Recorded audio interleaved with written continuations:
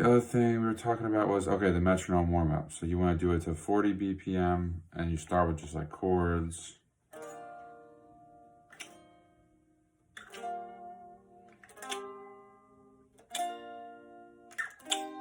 And then you start with 2 per beat.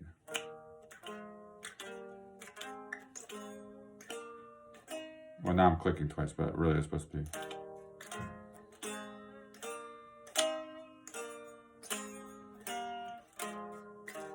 So yeah, then you subdivide it by 3.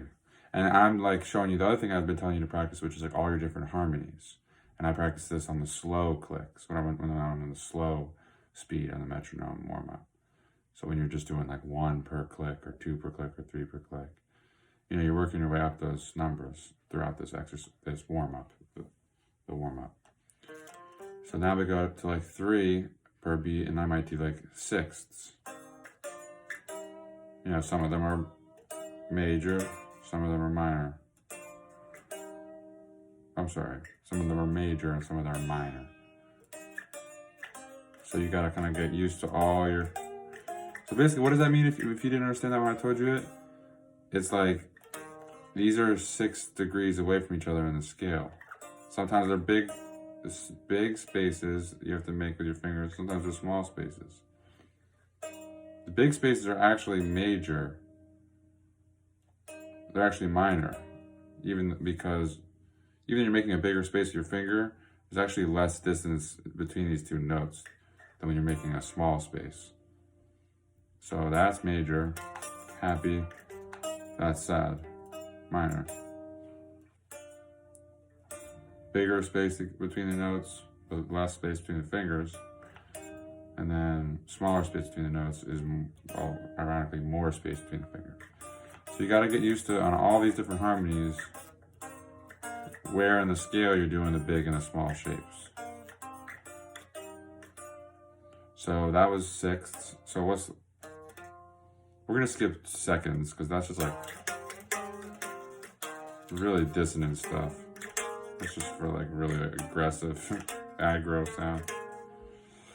Then we get thirds, right? That's the prettiest, obviously. I'm using these 2 fingers just so you can look at it, but really we'll go like that.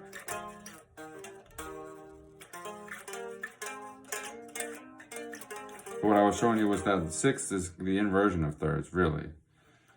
So if I were to take this bottom note of the thirds and make it the octave, then we have those sixth shapes. Those are 6 degrees away from each other on the scale, instead of 3. But really, it's the same sound. It's just an inversion. It's upside down. So thirds and sixths are really important to practice. Then you got fourths, which I also told you about, is like the double stops, you called it, when you do 2 strings that are kind of the same. And it's that soulful sort of pentatonic sound.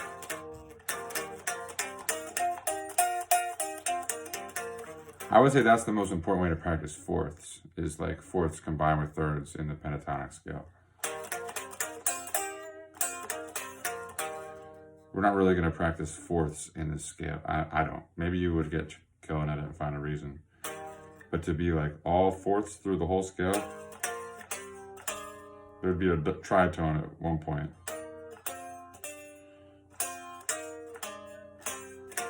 Using the notes of the scale. This is actually kind of a hip thing that people use their harmony pedals to play in fourths to sound kind of alien-like. That's what the sax players and the guitar players would do when they do like a harmony solo, and it just sounds really jazz. But that's why we don't really practice it. Then we got fifths.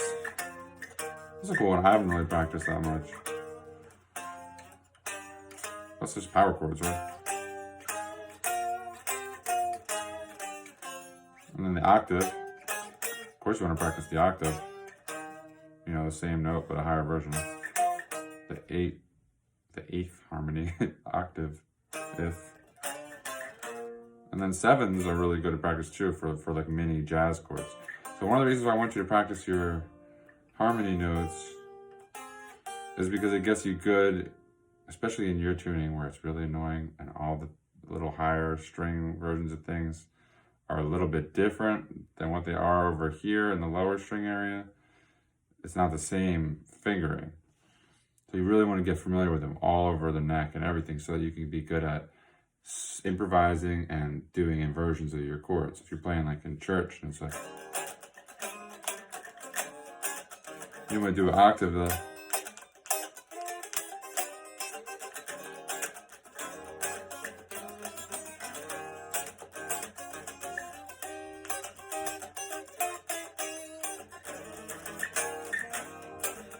That kind of stuff.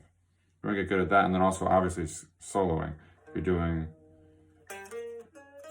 you're kind of doing like a jazz chord, and then you're gonna do it higher.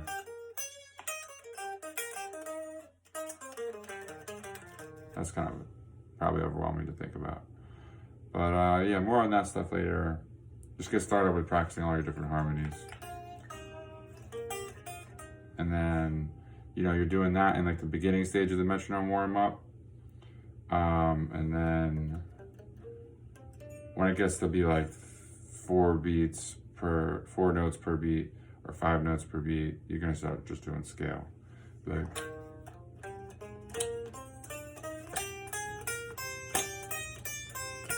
and you do like the 5, which is kind of weird.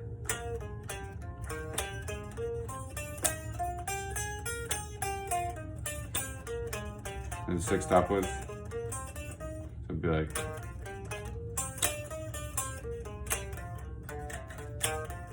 and then 7s, which is just the whole scale up and down, 7 notes of the scale.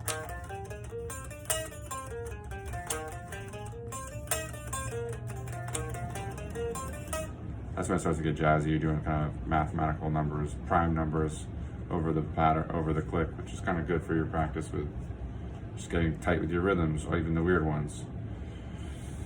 Then 8, 1, 2, 3, 4, 5, 6, 7, 8, 1, 2, 3, 4, 5, 6, 7, 8. When you start to get to the hard part, you might just stick on the same notes and just work on your hands.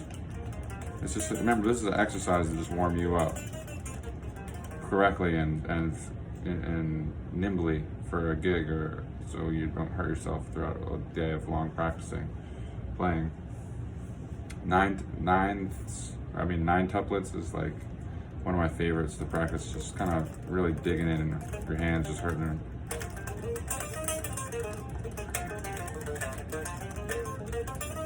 So it'd be like 1, 2, 3, 4, 5, 6, 7, 8. Triple A, triple A, triple A, triple A, triple A, triple A, triple A, triple A, triple A. And then you got 10s. 10's just wild. You have to figure that out yourself. That's another level. That's like the final level. So what I do is I just find 10 notes and I just go back and forth on them, because actually improvising is hard.